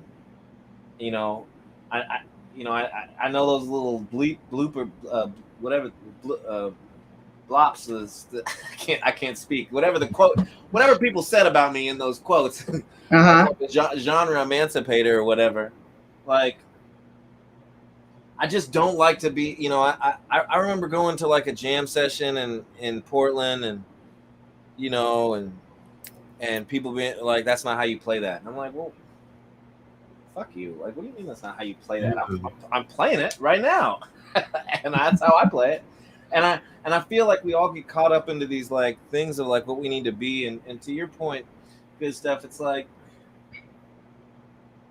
I don't want to make this music out of any way that is trying to manipulate the outcome of the art. And like, you know, you're saying like you can't control it. You can't. Art is a thing. What happens. The things that you observe or the moments that inspire or motivate or influence you to do anything, make sound, make shape, make movement, make whatever that art form is. I don't want somebody telling me, well, this comes out of this classic style and that's what they do, because then for me it's trying to taint the reason I got into this in the first place. Yes. And the reason I got in this in the first place, as I mentioned, was because I found a journey where I could be a student for my whole life, studying stuff that I really want to study. Like spending, you know, like to me, being an independent musician isn't like, I'm not trying to be this thing that just like, you know, that just exists for the purposes of somebody else. Yeah. You know, if y'all are out there and you know you like my music, that's great, but like it's not for consumption, it's for absorption. Yes. You know. Wow. And like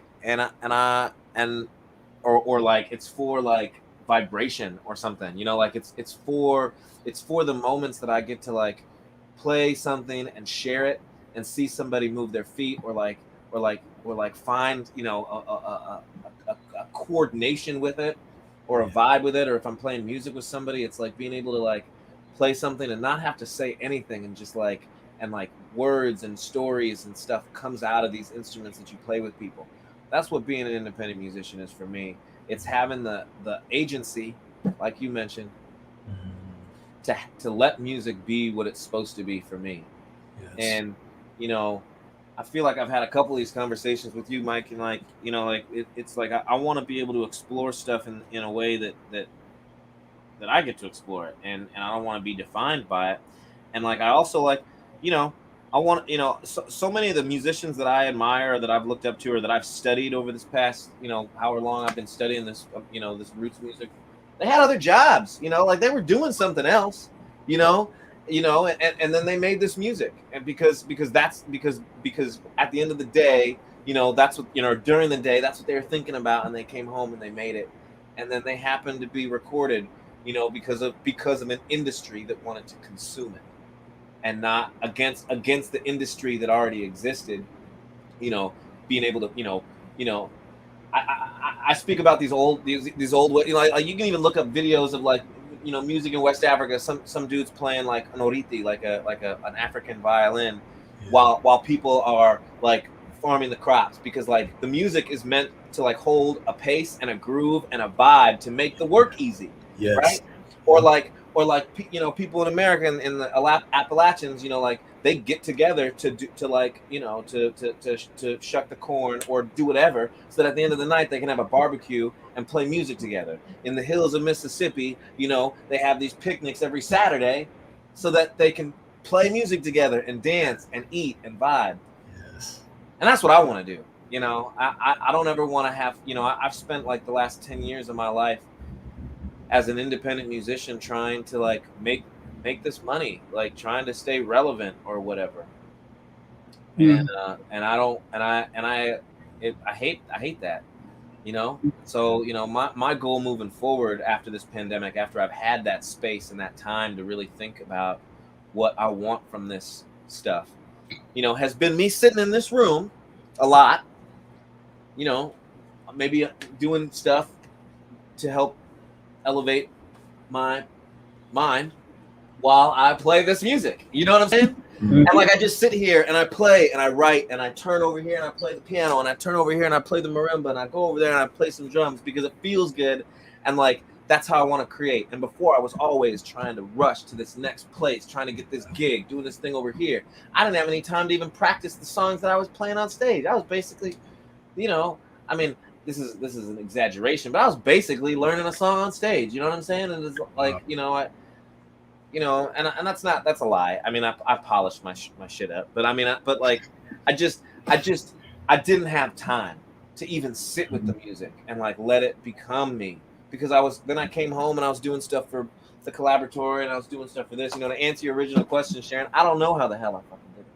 Probably because I had a team of wonderful, amazing people that also believed in this work, that were doing the heavy lifting. You know, I can't take any credit for any of that stuff. It's like it was all other people. You know, I just had an idea, and other people, helped out, because that's what we do for each other. Yes. And that's why I love this music, is because that's how people should do, is like help each other out and work with each other and vibe and absorb and vibrate with each other. Yes. Wow. Thank you for that. So I want to be respectful of y'all time. How are y'all doing? Because we got one song, or we can cut it off. What y'all? Sorry, I had a little cider and I was hot. I was like, ah. Yes. Let me tell you what it's up to y'all. Do y'all want to do y'all last song, or do y'all need to go? Like, y'all let me know. I do need to go relatively soon, but okay. I would love to play another song, and I would love to listen to another song. Yeah. Cool. Let's do it back to back. You go ahead and play your song, and then we'll jump right into GoodSteph. And GoodSteph, you jump right into you telling us about your song, and then we'll wrap up the conversation. Okay. Perfect. All right. What you gonna play for us? Benjamin. Okay.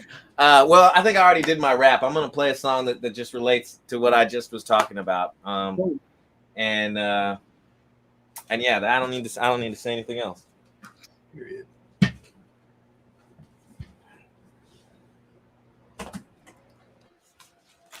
Let's see here. All right. Let's see.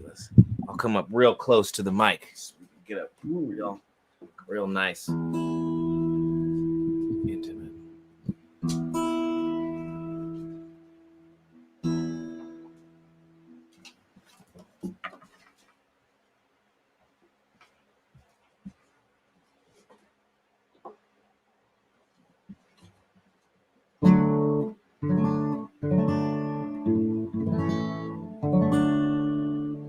Can y'all hear that okay? I turned the amp off. You guys hear that okay? Okay. I'm unplugged right now.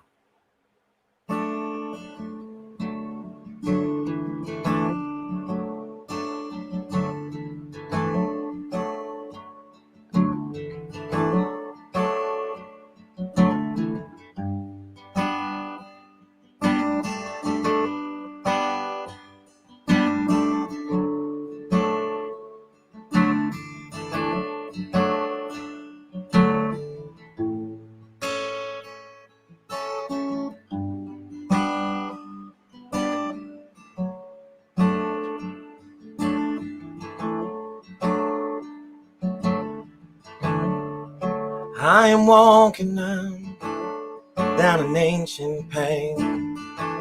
Footsteps carve the trail and weaves and winds through nature's pain. It is lonely, but I'm not alone. I stroll through old stone quarries, carrying stories seldom told.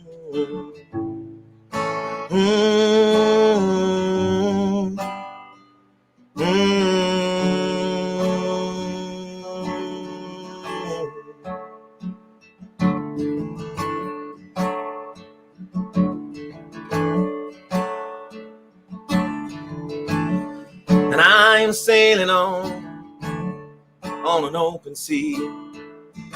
Wind soft on my back, whispers secrets just for me. Day is cold, sun sets tonight. Stars shine down as gentle waves lullaby my mind.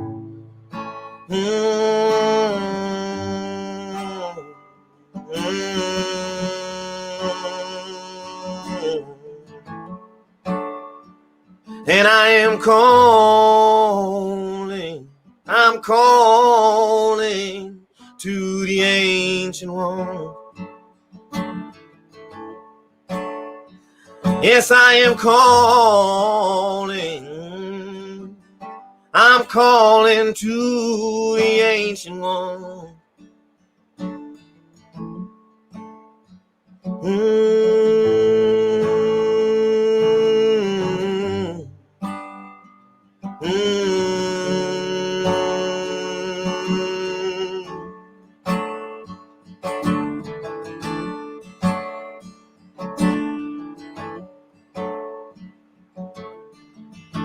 And I am flying through a deep blue sky. Forest, lakes, and mountains guide me on a moonlit night. Trees, they shivering, and lakes, they shine. Mountains climb up to a place that's solemn and divine.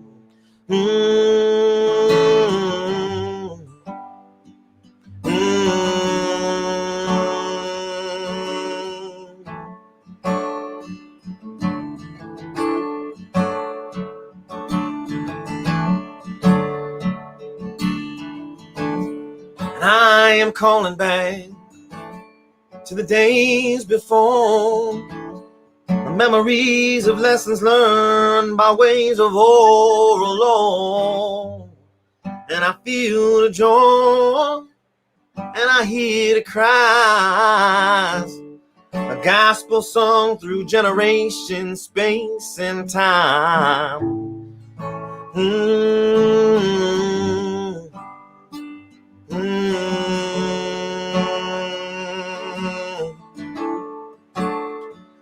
And I am calling, I'm calling to the angel.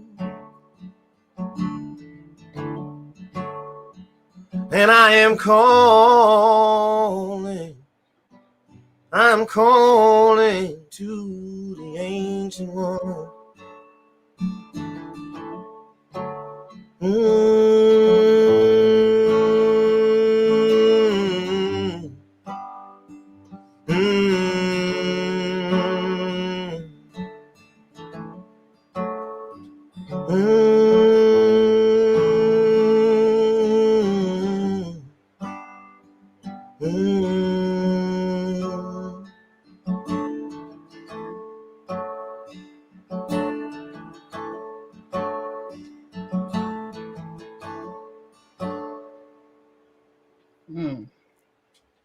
Ooh, thank you. Thank you. Thank you. Good job. That's awesome. What you got for us, good stuff? All right. Yeah, I don't really have a rap either. So this song is called All Things Considered. It's unreleased. It may never get released. But I am still writing it. So extend some grace. And yeah. So. Let's hit it.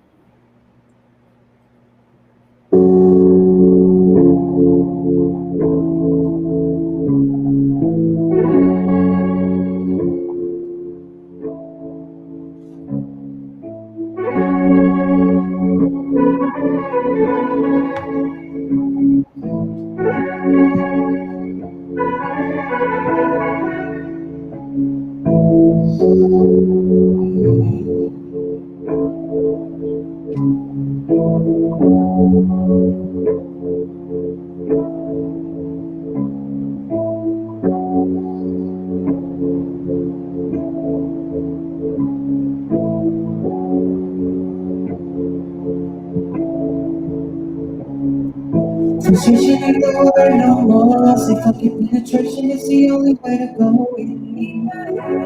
Listen to the words of the songs we sing.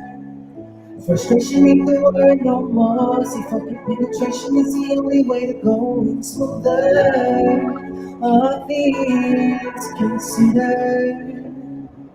Considering the fact that I'm a nigga from the east side, sitting in your boardroom, I'm sitting back low in my chair with my eyes down, deep in this room.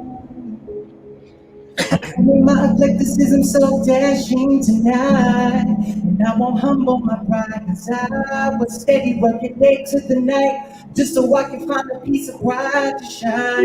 You keep telling me to dim down my lights, just so you and your kids can shine. Fuck that, I'm headed to the sun with no hands with them guns, popping children for fun like a older one. You steady putting pain over your problems, they won't ever get solved. Prepare for your falls. When your sky falls, who you gonna call? So fucking penetration is the only way to go in deeper. Listen to the words of the songs we sing. Yeah. So fucking penetration is the only way to go in smoother. All things considered.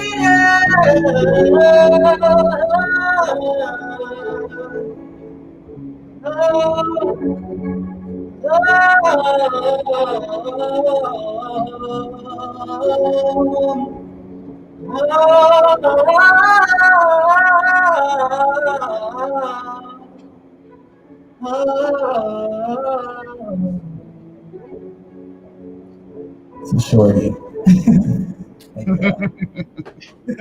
Yeah, this shorty, I love it. Thank you, thank you, thank you. Y'all are amazing, and Miss Diane Maine thinks so as well. She gives a shout out to Benjamin and said that was amazing, and I know she's typing up right now to say, GoodSteph, you're amazing as well. I believe y'all are amazing. And for everyone, Shaking Shit Up is about the art, but it's more about the conversation that's sparked from the art. And so we hope that you continue these conversations in your community, in your network, and say what it was inspired by. You heard this song and the conversation went on this. And that's what the type of artists I roll with are doing. And Patrick says, sing! And and Sandra Bradley says, thank you so much. But yeah, it's all about keeping the conversation and what art sparks for you.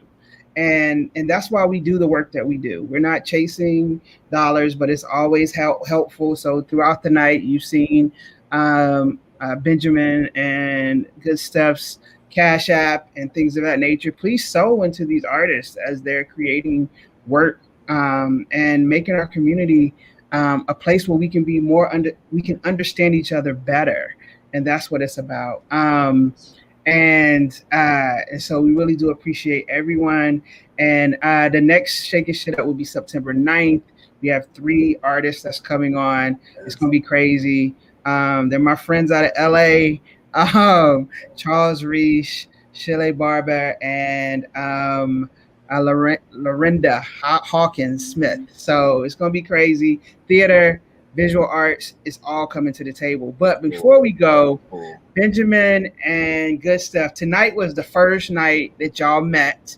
We're going to close. The last time. It won't be the last time. But we haven't done this before. And we're going to just say, Benjamin, will you give some encouraging words to GoodSteph? And GoodSteph, will you give some encouraging words to Benjamin as we close it out? listen, it's I see you, and I'm just I'm so happy that there are opportunities like this where I get to meet new people and see and witness and listen to beautiful art. And I don't know really. I have no encouragement, only just to be like, I don't want to be like a like, you do it, like you have your own thing and you have done some amazing work, and I'm just so thankful to be able to share this stage with you. So thank you for talking to me and talking to us about this work, and letting me be a part of that experience. Likewise, brother. Yeah, as you were like speaking earlier, I was just like, man, this man is a griot. Like he's like a I just took like a popular history or a popular music history course for America, and like it was so much better hearing you talk about things. Like no shade to Full Sail, but like like I think that is such a superpower to be able to bridge these perspectives, and our music does that, but it's equally as like important when we can be able to talk about where these sounds and where the spirit has traveled, because it's been so many places. So I just switching it to like, or steering more to encouragement. I'm just like, man, like thank you for like being you. Thank you for like pioneering.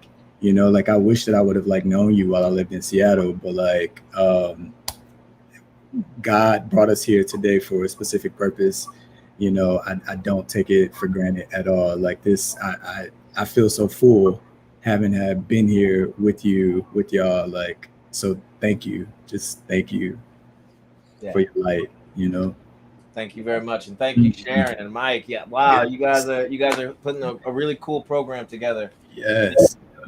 Shaking shit up. Shaking shit up. All right. Yo, y'all make sure y'all follow them on their socials and buy their music.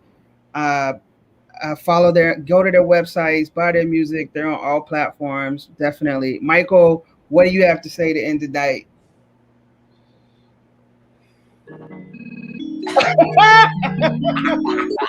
There it is. I hate Michael.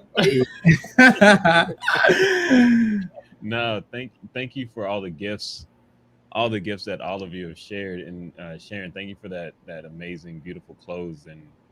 And I love watching us lift each other up. It's beautiful. And yeah, I don't really have anything more eloquent. It's just, yeah, I feel so grateful that this is a reality I get to exist in. Yes. That's something I can't take that for granted. Say, yeah. Thank you for being here, man. Absolutely. I couldn't think of a better partner in this process. Well, thank you, everyone. And Spirit says, y'all both are amazing. Keep going. Yes. Love thank you, Spirit. Appreciate you. Shout out to Spirit too. She just graduated from my old high school, Cass Tech, and she's going to the University of Michigan on a full ride. Yeah, all right. Right? Yeah. Spirit. Yeah, Spirit. We got Spirit.